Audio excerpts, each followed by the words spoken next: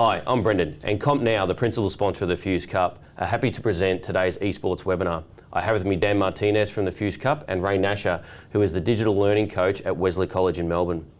Dan, do you want to start by giving us a rundown of the Fuse Cup and what does it mean to the schools? Absolutely, Brendan. So the Fuse Cup is an international esports competition, but it's really designed to help students develop their digital wellbeing and online safety. So what that means for schools is that schools are able to participate in a safe, supported and structured esports competition that's run by teachers all around Australia and Asia. And Ray, do you want to tell us what your experience has been like with Fuse? How did you promote it in the school? What was the kids' responses and how did the parents feel about it? Yeah, great question. I think my experience started off with Fuse Cup right from the early days. This year we introduced it to Wesley College, and the response has just been overwhelmingly positive, especially from the students, as you could probably imagine. Yeah. They pretty much just lose their minds when you raise the idea, let alone tell them it's going to actually take place and happen. The students, that is, and you're never really sure what parents might be thinking. Yep. But we create the opportunity, we put it out there, and the response so far has been excellent. We've had one student who won and qualified to get through to the competition. And he just threw his hands in the air and screamed out yes, and said that now my mum's going to buy me a Elite controller. So apparently, if he got in, it was going to be rewarded. No, that's so awesome. That was brilliant. Yeah. And we've got another parent who emailed just to say thank you so much. I think this is brilliant. That you've got content creators and kids who are streaming online and doing all of those sorts of things as well. Yep. And this just gives them a safe, because of what Dan said earlier about how he teaches the online safety and the rest of it, that becomes part of the experience and gets the students thinking about things that they may not have thought of on their own. Great. Probably a question for both of you actually. So one thing you mentioned about the eSafety, etc. I know that one of the key things with Fuse is that the events are only done at the school. Do you want to talk to that, Dan, maybe about why that is? Yeah, so we have live events that happen in schools where students converge on a competition and all play against each other. But we also have an online competition that happens only in schools. The reason we've chosen to go with the model that's in schools is because we know in schools students can be supported, we can set up a safe environment, and that we can model those behaviours we want them to learn and develop through positive gaming. And Ray, do you have anything you want to add to that? Yeah, I think the emphasis on, as Dan was saying, on the social side of it, and making sure that we're noticing and naming explicitly what is happening in terms of how students relate to each other. Yep. Okay. The forum is esports, but the I guess underlying message is about being positive, avoiding the pitfalls and the negative things that might come from this. Yep. And framing it in a way, as adults, framing it for our students in a way that it is something that can be of benefit, but be careful of these parts of it, instead of saying traditionally video games are video games and there's absolutely nothing of benefit in there at all. Yep. Which is just untrue. Yeah, right. Yeah, no, very good. And look, that probably leads me to a question that I've got as well. I think historically there's been a bit of a stigma around, let's say it's a male-dominated environment around the esports program. I know with Fuse, Dan, you've added Just Dance to the program, which is fantastic. And I know that's obviously as a bid to get more females engaged in the program. You've got Just Dance at the school at Wesley. Could you talk about those teams, what they look like and how that's been adopted at the school? Yeah. So what they look like, you name it, all sorts of students from all over the place are willing to come in. So, and one of the things I absolutely love about this is seeing the girls get involved as well. Yep. and just and people, because it's an equal playing field, for the males and the females, the boys and the girls. So it's completely gender neutral as well. If we're saying, if we're talking gender, there's the teams are mixed up, they're playing against each other, and it just comes down to their skill. And so being able to see those students who couldn't represent their school or just didn't have, the passion for, say, physical sports, perhaps, or the ability, can jump in here and just absolutely shine in a way that is just not possible for them otherwise. Yeah, right. Fantastic. Dan, would you like to add anything to that? Yeah, it's great to provide opportunities to students who sometimes fall through the cracks. And that's what esports does really well. The great thing I love about something like Just Dance is not only is it very inclusive, but the environment that you see during training sessions or competitions is so encouraging. It's not just 4 or 5 kids dancing, it's everyone dancing. So you've got, kid from Wesley dancing and their whole team behind them supporting them and dancing as well. So it's actually quite a lot of fun. We also get the teachers involved and have a bit of a daggy dance off as well, which is always a bit of fun. Yeah, fantastic. Now, one thing I'm definitely curious about, Ray, is from the outside looking in, and probably some of the people that are watching this webinar today, is to understand how they build their team. Obviously, there's only 4 places in the team available, and I would assume, as you said, that the kids were very excited that when you announced that you were going to be doing the Fuse Cup, there would have been, I'm not sure, you can tell us how many that actually put their hand up for it. How did you bring that group of students across, I'm assuming, multiple campuses as well, down to teams? How did you do that? Yes, that was a bit of a complex task. We had, because we have 3 main campuses at Wesley, and so wanted to make sure that each campus was able to have equal opportunity to qualify. Yep. And so we ran our own tournaments internally in order to bring it down to the 4 from each campus that are going to go to the state finals and compete against the other schools. And that's a whole event in itself. So as Dan mentioned, one team will be playing, or one person will be playing and dancing, and it wasn't during the qualifying games internally. It wasn't just their team or their supporters dancing with them. Everyone who was there waiting for their turn was just up and dancing, and just the whole place having a ball. It was a big party. Whilst we're trying to keep score and the rest as well, which is great too, because you get the kids to get involved there as well. So so it's a lot of fun, but and they're good sports. And if they miss out, some of them will go off and they'll be still buzzing and talking about it. Some of them feel maybe take it a bit harder than others, and that's an opportunity for learning and growth right there that we pick up on. And then in the end, the team that makes it is just absolutely stoked. I've got, I'm sure you've probably got something to add there, Dan, but before we move on to your response, one thing I want to ask you there, Ray, is that once the team is selected and they're off competing, what's the mood like around the school? So is it publicised out the way the team's performing? How does that look like? Yeah, so I think it's hard to hide it, the excitement and the lines to get into the room and all the rest of it is huge. Yep. And people get curious, and when they see a switch around the school, kids are asking questions, teachers are asking questions. So it does become a whole school thing, and I love to capture video, so I just grab my phone or my iPad or whatever it might be, get a bit of get some shots, maybe throw it into an app where I can just tie it up and share it, which I did when we were at the tournament as well. So a bit of internal promotion and celebration of what the kids have been up to. Yeah, fantastic. Now I'll go back to you, Dan. I know we've had conversations about this previously, but for the people that are watching, what sort of assistance can you offer to help them, whittle down from what could be 50, 100 students down to 4? How can you help? Yeah, it absolutely can be 100 students that turn up, and that can be a bit of a daunting experience for teachers. We are currently working on a training manual that we will push out to all the registered teams. The thing that we bear in mind, though, is it's very different in every school. Ray's school in particular have 3 campuses, so they'll have a lot of kids they need to get through. Some schools will have a smaller number.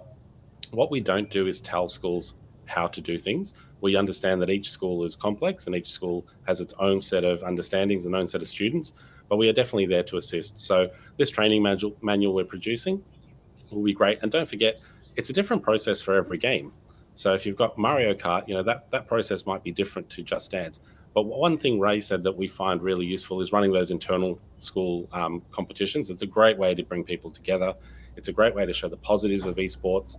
And you can do like house versus house or year level versus year level. You can even do teachers versus students in there for a bit of fun. So there's lots of different ways that you can build excitement around picking your team. Yeah, fantastic. And my next question, excuse me, is related to the investment that the school has to make. Now, there's the monetary investment, which is signing up to Fuse and the equipment that you may need. But for Ray, this is probably more focused at you here. Is it from the educational side of it and the investment that you have to have yourself into the program? What does that look like?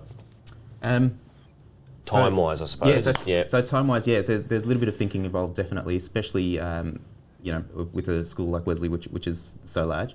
I have done it in other schools as well, which weren't as big, which definitely is easier. But as the digital learning coach, I'm currently running it, and it's actually part of my role description moving forward as well. So that's excellent. But what I would recommend is if you have teachers or even the IT team, a lot of time get interested and excited about this. To get them involved, and if they've got a free hour here or there to help run a tournament, excellent. I also try and be strategic with my time by getting students as well to help out. So you've got people to organise the teams. So creating a form for people to register is a good start. Then getting an online tournament. Like a schedule. Yep. Excellent. And randomly slotting them in, and then giving them the dates, and running with it that way, and then thinking about what the different roles are. So for Just Dance, we did that as a group thing. So we needed a team of 4. So we let the students work out teams of 4 and spoke to the homeroom teachers to make sure that they can help out with that. And then we also for Mario Kart, we did it as an individual thing, and then the top 4 players ended up creating a team that way, moving forward. Okay, awesome. Thanks for that. Now, Dan, in relation to the actual program and the investment around that, do you want to talk to that a little bit? Yeah, so the registration cost is $750 per team per age group. So we have a year 5 and 6 competition, a year 7 and 8 competition, and a year 9 and 10 competition. And that's the only registration charge we imply for the year. So it's an annual registration fee per team, per age group. I think you'll have to help me out with the cost of the switch, but I know CompNow have done an amazing job at bringing that cost right down. When I saw that first quote, I was like, whoa, that's awesome. So there's obviously a cost involved in terms of purchasing the hardware as well. But just going back to what Ray was saying in regards to the tryout process, most schools do it as a lunchtime co-curricular. So having a couple of teachers that give up, a couple of lunchtimes a week in those early stages while you've got a large group of students is really important.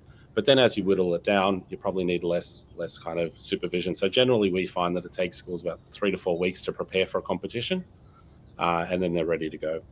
I'll talk a little bit about the switch bundles and how the schools can get into that, but essentially all it is that we've packaged up some really good solutions around the devices and the particular games that the schools may need, so we can talk about that later, or any of the viewers on there can ask questions in the chat by all means.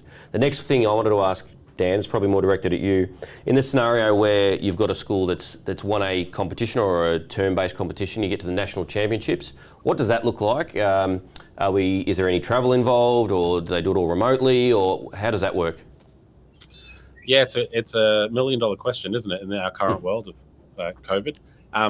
Generally, if I can talk about what it's like here in Queensland, simply because it's the largest state in terms of demographics. So this is what we look to replicate in other states. So we have multiple divisions here in Queensland. So if you win the Gold Coast Primary School Mario Kart Championship, then you have to go to the state finals, or you'll take on the Brisbane winner, the Ipswich winner, the Sunshine Coast winner. So then we have kind of like a championship event. We're looking at replicating that in other states, but obviously in our current climate, we can't guarantee that at the moment. No. So what it means for the winners in Victoria, that if you are the Victorian champion, then we will invite you to take on the Queensland champion. That might be in person or it might be online, just depending on the nature of which, next year rolls out. Yeah, right. Okay, thank you. And Ray, have you had any teams lucky enough to take part in those more state-based or national-based championships as yet? Yeah, definitely.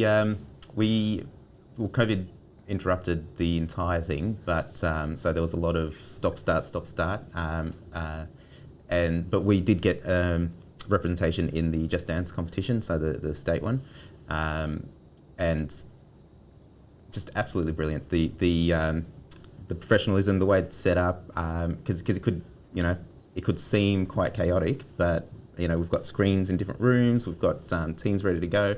Dan puts up a projection that tells everybody where they're going, what rank people are at. So it's quite well organised, and you just go there and just have fun.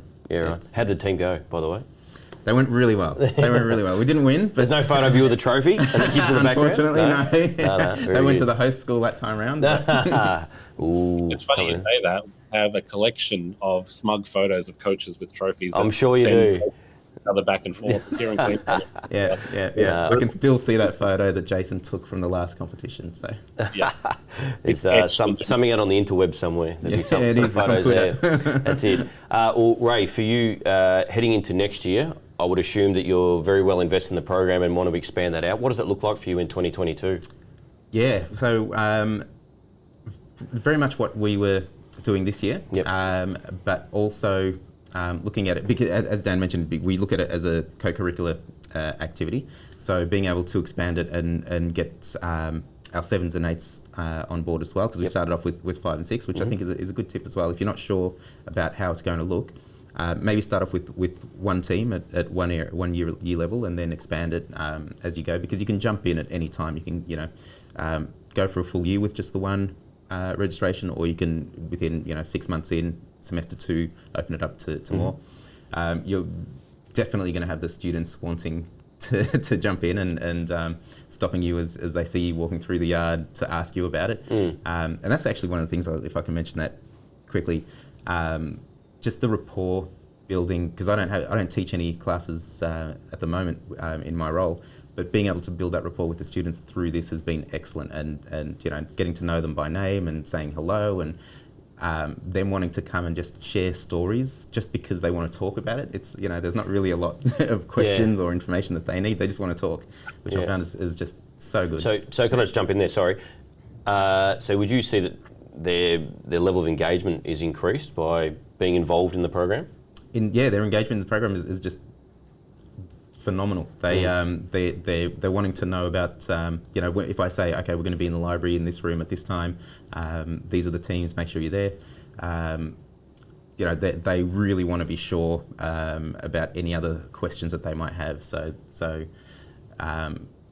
completely involved, completely engaged. My wife is still running it as well at her school, CRC North Keilor, and she's just introduced it, and they're also, because she's Year 7 coordinator as well, she's found that she's able to use that to help with behaviour management too.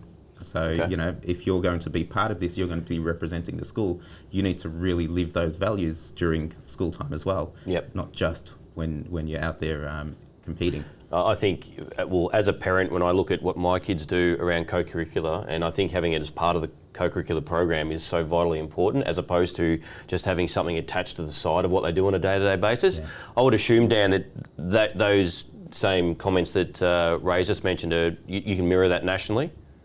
Yeah, absolutely. And I'm glad it's come up in discussion, because not only do we hear that often, we also hear of schools, creating kind of behaviour contracts for players, which is just like would happen in any professional team. If you're part of our team, these are our expectations. And we've heard that happen nationally. We've also heard of things like improved attendance, improved academic results, saying you need to have an average grade of X, Y, and Z. We don't stipulate how schools implement the Fuse Cup, but we love hearing these stories of the positive outcomes that schools are getting by using, the carrot, or using the love and passion for esports that students have to drive better behaviour and better achievement. Yeah, great. And that also, if I can add, goes into their personal time too. So, I tell the students, don't go home and tell your parents that you have to study by playing video games, or train by playing video games, because that's not what it's about.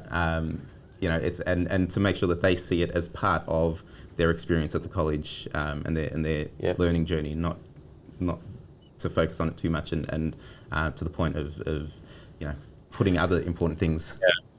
We have a player code of conduct in which we're very, very careful that the parents have to read, and it does stipulate these are our expectations of your student, and it clearly says it's not about playing more, it's about utilising their time effectively and being smarter players. So we know students can try and pull the wool over their parents' eyes. I've got to train. I've got to play. Yes, So I'm probably one of those parents, but yeah. Yeah, So that information goes out to schools and must be signed by parents and students that they have understood what our expectations are of them as participants in the Fuse Cup. Yeah, and, awesome. and Dan tackles this. I'm thinking back to the tournament that we're at this year with, he interjects with online safety and information about being aware about games. So even things like gaming addiction was discussed, and I was able to then extend on that later on with the students, where Dan spoke to them about how game designers and developers and app developers do deliberately try to keep you in, design their games to try and keep you in there as long as possible. So to make students aware of that, and what those tricks are and how they try to exploit the way we think, then we're talking about student thinking, and making thinking visible is a big deal for me as an educator, but also at Wesley as well. So we, capitalise on that and make sure that, what's your behaviour? Why is it that way? What's your thinking behind that? And how have you been affected? And how have the games maybe affected you that way? Yeah, that's really good. That was actually going to lead me on. It's a great segue into my next question. Was around reflection post an event or an activity. So obviously you're doing that. Do you want to talk to that more about how you actually have structured engagements with students post an event? Or Dan, if you wanted to comment on that around the sort of reflections that people have post an event, again about the health and wellbeing or mindfulness around esports, and what that looks like. Definitely, yeah. So. Once the tournament's over, then it's not the end, because you've developed that relationship. There are more coming up, so you're still with the students. So when I do have them together and we get to talk about how the day went and the rest, like I was saying earlier, sometimes you've got to lift their spirits a little bit if they feel a bit down, they didn't get in or they didn't achieve what they wanted to achieve. Make sure that they're aware that their efforts of and not being in vain, or absolutely, yes, thank you, exactly, but if they did win as well, being able to celebrate with them, being able to celebrate the fact that they got in to the tournament too, or they got to the rank that they got to. So all of that, of course, is part of what we like to awesome. discuss with them. Dan, did you want to add anything to that? Yep. I mean, I'm listening to Ray, and I'm just thinking of any other traditional sport. It's the same kind of thing. You go to a competition, you lose, you feel dejected, or you win, you feel elated. It's exactly the same with esports. We've spent a lot of time in the development of our digital wellbeing resources in partnership with the Kids Helpline. So talking to students about disappointment and talking to them about feeling, elated when you win, but how you deal with that is actually a lot about character. So we tie that into our value of integrity, and we talk a lot about that during the competition. We've also worked with the Kids Helpline. They've developed a program called Kids Helpline at School.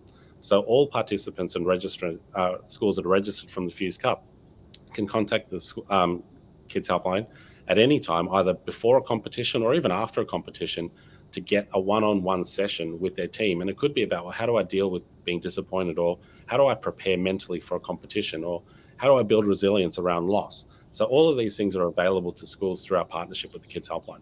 Yeah, fantastic. And sorry, no, go for it, Ray. Go for it. Absolutely. And you've got to remember that it's a traditional thing that you do with other sports and other competitions, but it's not the same group of students that would be represented there. So they get to experience this. Yep. A lot of them for the first time. Yeah. No, which is fantastic. Absolutely fantastic. Dan, a question for you. In relation to pathways with esports, we know that it doesn't just stop at being part of it in schools. Do you want to talk a little bit about what that looks like potentially as a next step for a participant outside of school? Yeah, absolutely. I mean, we know that it's a booming industry. We know it's a $180 billion industry with pathways leading into, you name the vocation. So there's a lot of schools who are starting to look at, well, how do we prepare students for roles in esports?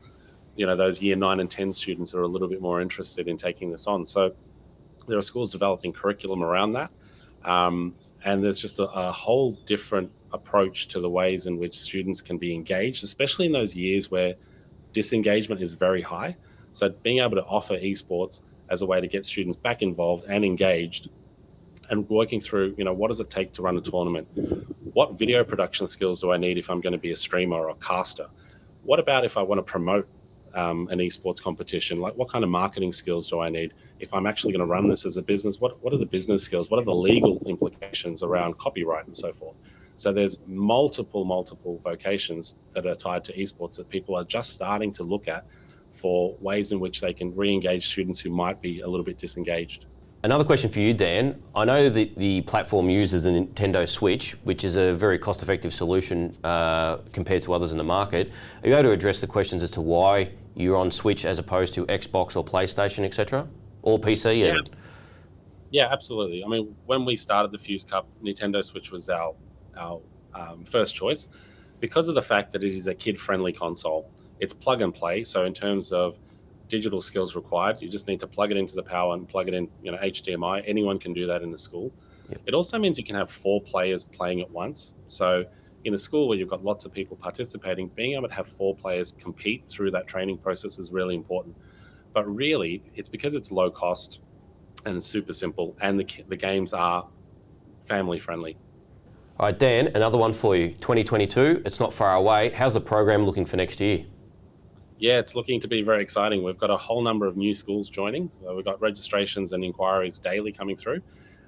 We've been able to secure our live dates. So our dates for the 2022 season are on our website, thefusecup.com.au, under the competition page. But we also have a whole bunch of international competitions as well that anyone can participate in. So the first one is an international Just Dance competition, and the details are found on our website. So yeah, if you have any questions, just go to our website, thefusecup.com.au. Or get in contact with CompNow or myself, and we'll help you out. Just one quick question there, Dan. In relation to the international piece, because we didn't really touch on that earlier. So are you saying that a student, let's say from Wesley, under Ray's fine tutelage, will be able to compete with international students as well? 100%, yeah. So we have an Australia and Asia heat, so they'll be able to participate against students from international schools in Asia.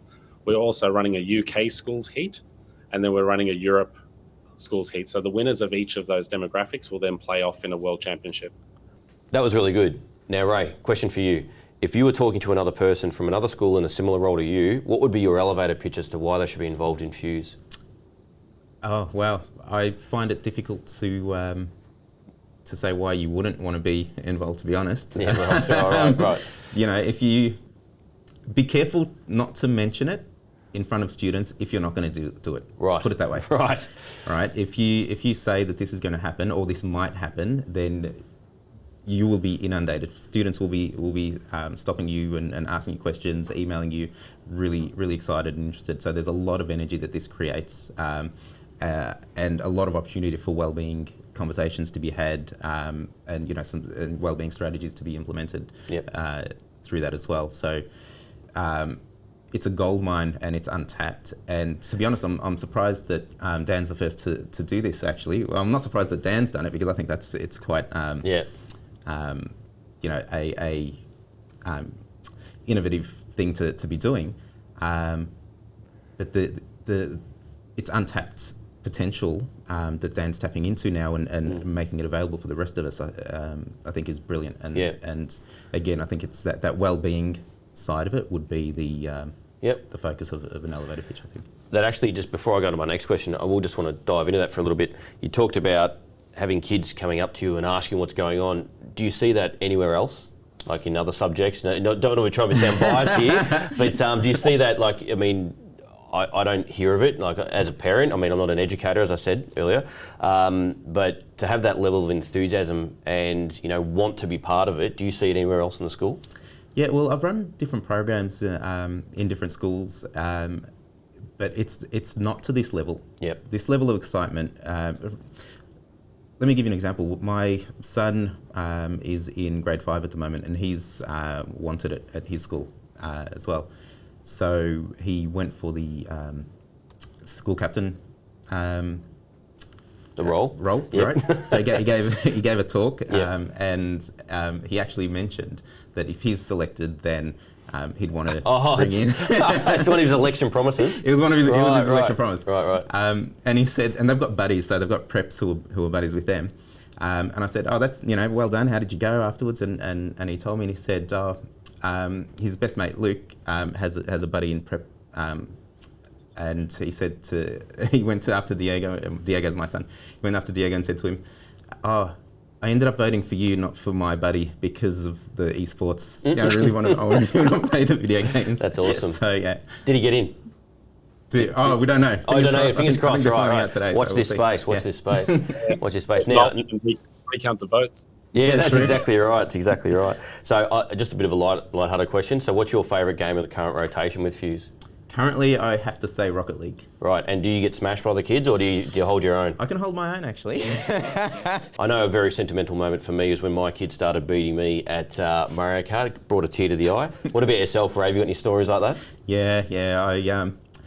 Growing up, I was the best at video games in the family. Yep. But that's quite insular now that things are online and there are tournaments and the rest of it. I get my rear end kicked a fair bit, but my son, by my son that is, he's overlapped me. Yep. So he's better at all games. So now you're the coach for a reason. So now I'm creating pro players. That's right. That's right. And Dan, I know we've had a few stories about how you try to take on some of the kids at the events as well. Yeah, I think tried was the verb that we use. I only did that a couple of times and then realised that I was well out of my league. So I don't profess to be an expert gamer. I know that I'll get absolutely demolished by a lot of the kids we have in the Fuse Cup. So it's a bit embarrassing when you're running a tournament and you get done like that in front of lots of kids. So I don't do that anymore. Now, Dan, a question for you. I know that you focus very heavily on the non-violent nature of the games that are part of Fuse. I know that Smash Brothers is one of the games that's in the rotation, and a couple of questions have been asked previously around the supposed violent nature in that game. I know you went through a very rigorous process of including that in the rotation. Do you want to talk to that a little bit for us? Yeah, look, it took a long time for us to even consider that. Our stance is that especially shooting games have no place in school-based esports. It's still representing their school. So that level of violence, even if it's animated cartoon violence, like something like Fortnite, I'm just not comfortable with as an educator, and I don't feel as though I'm prepared to risk my integrity in having something like that, especially when esports is in its infancy and we want more schools involved. So for that reason, we've chosen non-violent games. However, when it comes to Super Smash Brothers, we realize that it's a very, very popular game.